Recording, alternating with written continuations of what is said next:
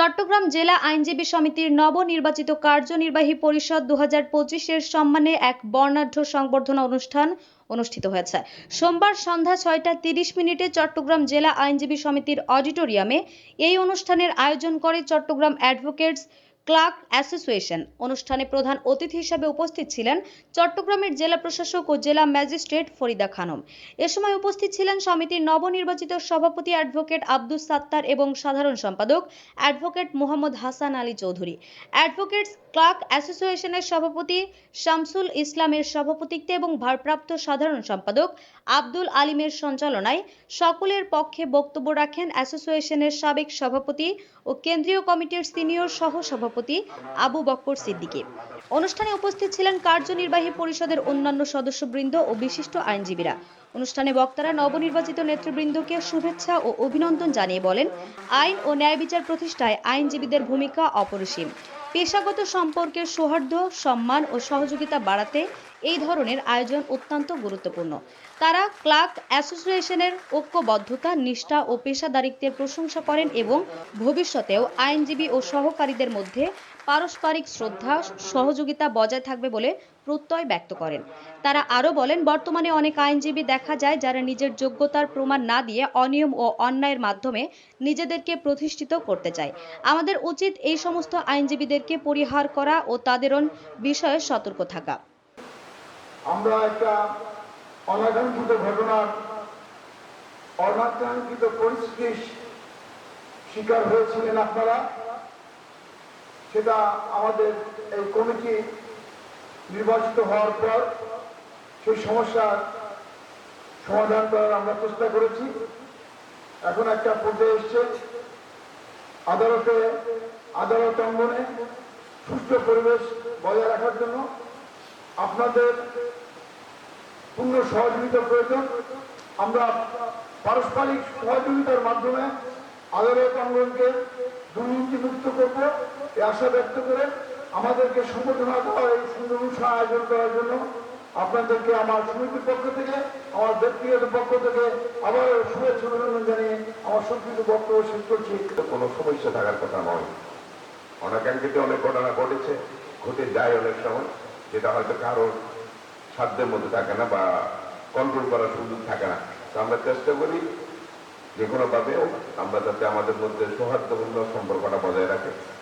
আমরা আশা করব আপনাদের কাছ থেকে, যেহেতু আমরা আপাতত মনে করি আপনাদের কাজ চালানোর মতো একটা জায়গা আপনাদের পেয়েছেন, আপনারা দীর্ঘ 1 মাস প্রায় আপনাদের এই কার্যক্রম শুরু করেছেন। আগামী আরো 1 মাসের মধ্যে আমরা আশা করব আপনাদের পূর্ণাঙ্গতার রূপ। আপনারা তাদেরকে কিভাবে সদস্য করে নেবেন, এই ক্ষেত্রে কি শর্ত শিথিল করা যায় কিনা বা অন্য কিভাবে করা যায়, অর্থাৎ অ্যাডভোকেট সহকারী হিসেবে কাজ করার জন্য অবশ্যই আপনাদের সদস্য হতে হবে। এটাকে যদি নিশ্চিত করতে পারেন, দেখবেন পেশার মান আমাদের এই আইনজীবী অঙ্গন সুন্দর হবে এবং এখানে কোনো অনিয়ম, অন্যায়, হয়রানি এগুলো থাকবে না। তথাপি আমরা সম্প্রতি যেভাবে অবহেলিত হয়েছি, অত্যন্ত অনাকাঙ্ক্ষিত, আমি আশা করি আমরা অনুরূপ অবস্থার আর শিকার হব না। এ ব্যাপারে বিগত বাংলাদেশ চট্টগ্রাম জেলা আইনজীবী সমিতির সম্মানিত ক্যাবিনেট এবং বর্তমান ক্যাবিনেট যে গুরুত্বপূর্ণ দায়িত্ব পালন করেছেন, যে উদারতা দেখি আমাদের আপাতত একটা অভিযোগ দিয়েছেন, সেটার জন্য আমরা আমাদের প্রতি কৃতজ্ঞতা ও অভিনন্দন জ্ঞাপন করছি। রেজিস্ট্রেশন প্রাপ্ত হয়ে সশস্ত্র আইনজীবীর নির্দেশনা অনুযায়ী চট্টগ্রাম জেলা আদালতের বিভিন্ন দপ্তর সহ মাননীয় জেলা প্রশাসকের অধীনস্থ বিভিন্ন দপ্তরে পেশাগত দায়িত্ব পালন করে আসতেছেন।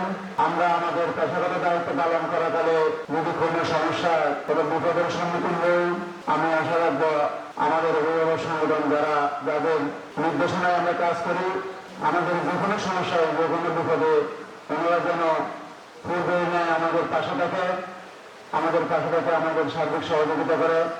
আদালতের যে অবস্থা, আমার 91 থেকে কোর্টের চলো 91 থেকে আমি কোর্টে আসছি। আমার আইনজীবী ছিলেন মরহুম অ্যাডভোকেট রবিউল হোসেন শহীদ, ওনার হাত ধরে আমি কোর্টে আসছি। উনি আমাকে বলেছিলেন, চাপ দেওয়া হয়েছিল আপনারা একদিন একটু সময় দিচ্ছি। উনি আমাকে বলেছিলেন চট্টগ্রাম আদালত মহাসাগর। আরেকদিন বলেছিলেন, দেখবে এখানে অনেক টাকা পয়সা উঠে, এগুলো কিন্তু তোমার না। তোমার টাকাটা তোমার পকেটে যাবে। এই কথাটা আমি ধারণ করেছি, লালন করেছি। আমার এই আইনজীবীর গোরস্থান অর্থাৎ কবরস্থ পর্যন্ত আমি জড়িত ছিলাম।